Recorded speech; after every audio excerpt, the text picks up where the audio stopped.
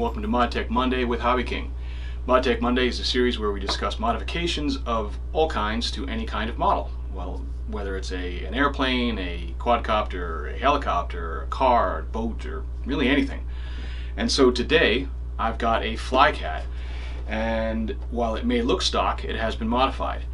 So why did I do a Flycat? Well, I like the plane. It's really cool. It has a really striking scheme that I like, and it looks great on the ground, looks great in the air, and it flies very, very well. And so it might look stock right now, but it is not. I put retracts in it, okay? And there they are.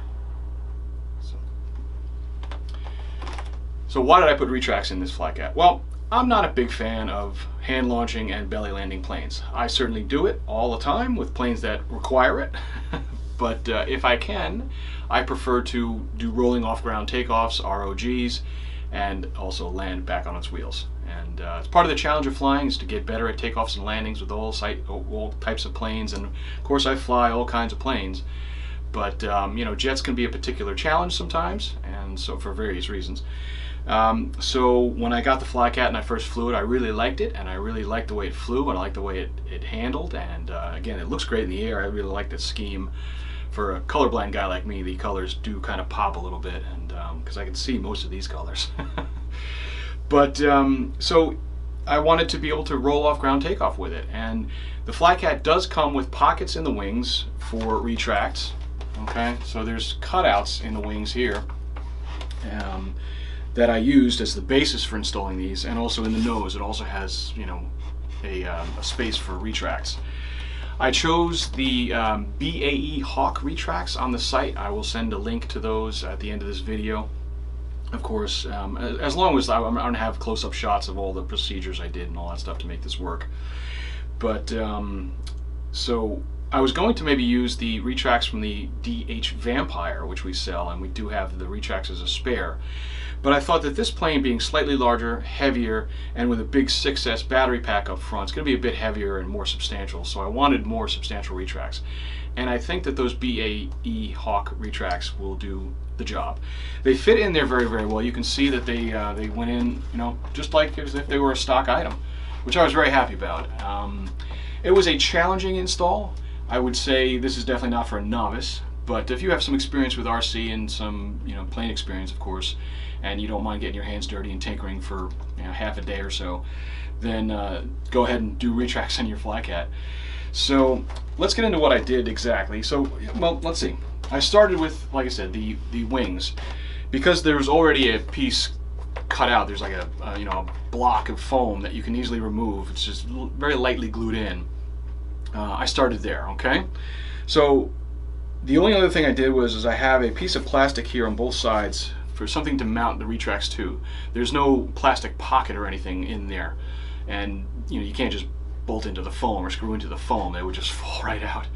So I used the top of some servo box lids, which is a pretty substantial, pretty thick, but still somewhat pliable plastic, and I wanted a little bit of flexibility in there just because, you know, when you run into something inflexible, it usually tends to just break.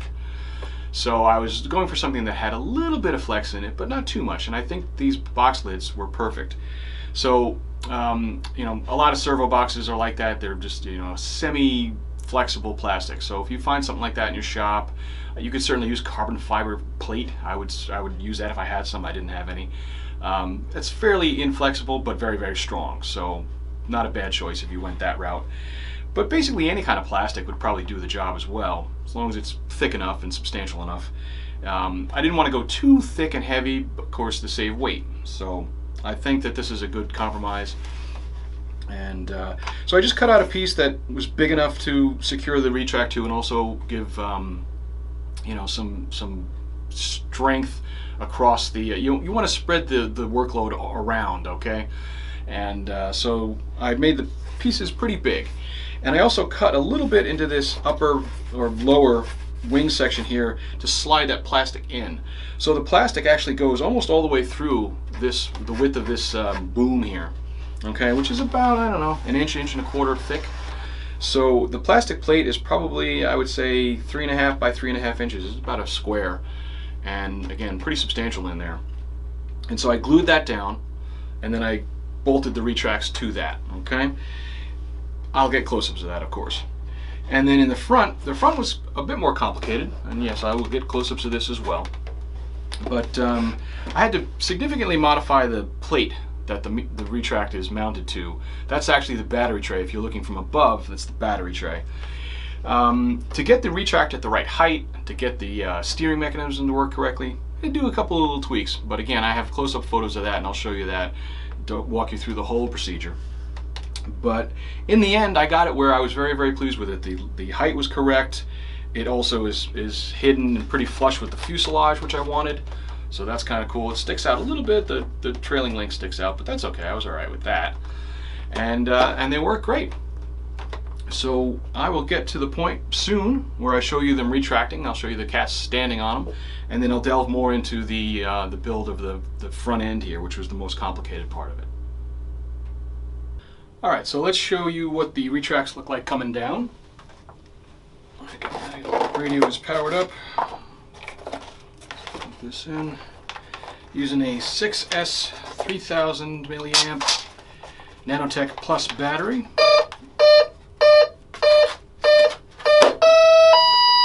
Okay, so we're all powered up, and retracts coming down.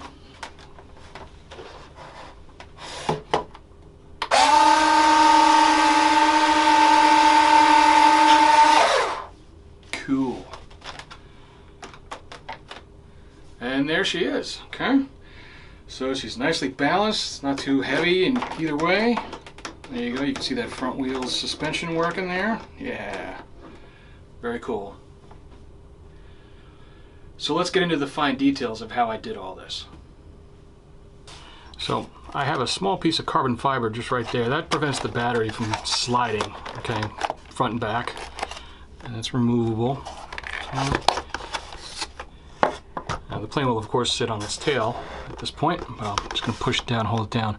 I also have another piece of carbon fiber right here. It goes through the fuselage. It's just above the two aluminum bars or spars that are in the fuselage for strength. It's just above that, and that is to maintain the battery's height above the retract, because when the wheel is up, it comes up to about this point right here. If you can see my finger, the wheel comes up to it just about right there. So I had to raise the battery up. The battery does not sit flat on the tray. Okay.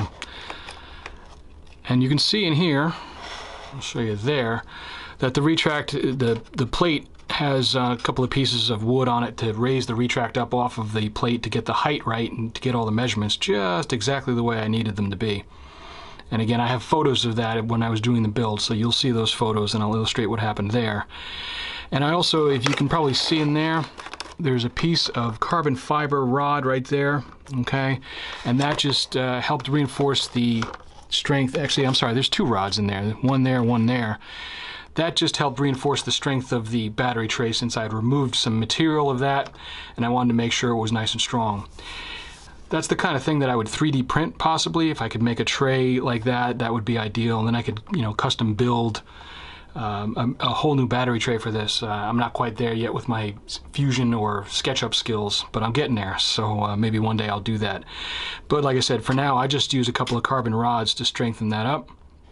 And the retracts on the mains, again, very simple. Not difficult at all to see how I did that. Okay, you can see the plastic plate here. The plastic plate here on the mains is about 1/8 of an inch thick and maybe 3.5 by 3.5 inches, give or take. And I did cut out a slot here for the mains. Okay, that's where the oleo goes and stuff. And you can see where this is the circle of where the piece was that was mounted in there.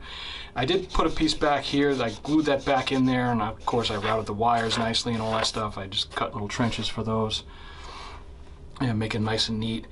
And that's about it. It's it was straightforward, but it took time. And I went very, very slowly. I wanted to make sure I got it right the first time, so I went slowly.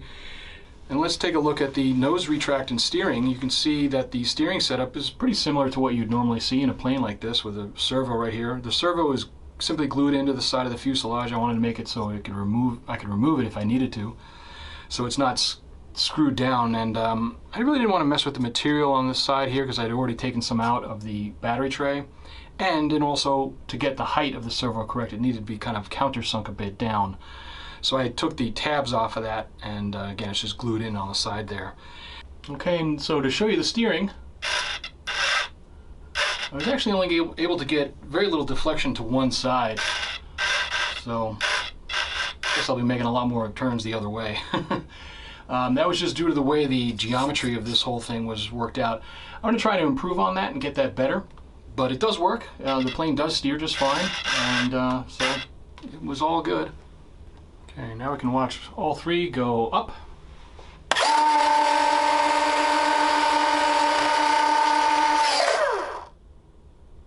And we can watch all three come back down.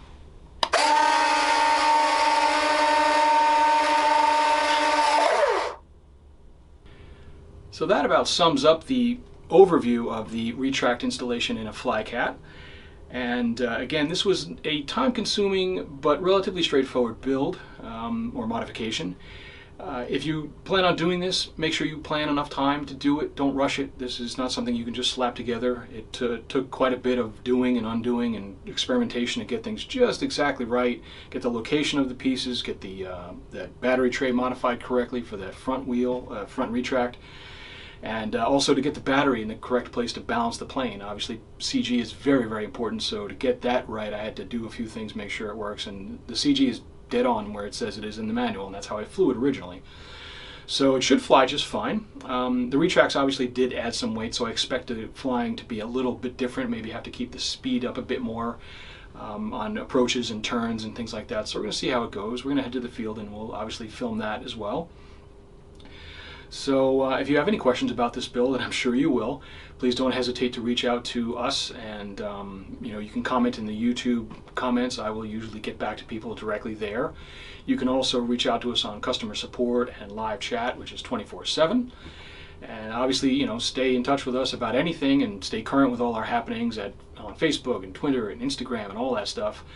And all right, so off to the field, and we'll see you there. All right, we're at the field. We're going to try out the Flycat with Retracts, and this is a maiden flight, so we'll see how it goes. Take it off.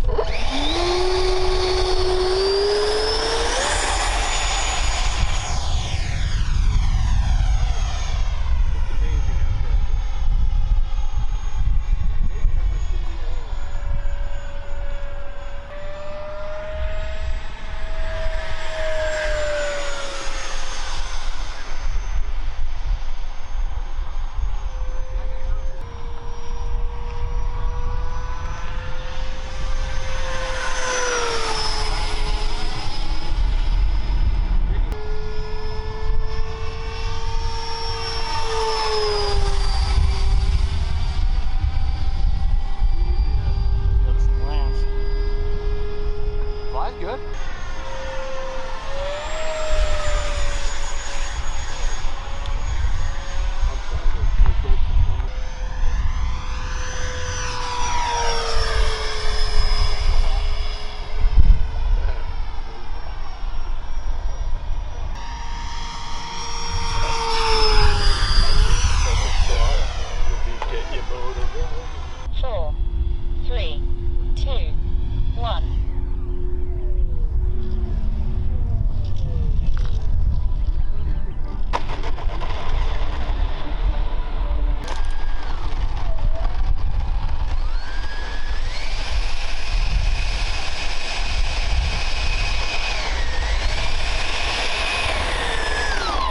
All right, so that wraps up the maiden flight of the Flycat with Retracts. I'm very happy with it.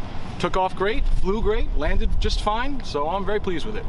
So go ahead and do that to your own Flycat and have some fun with it. See you next time.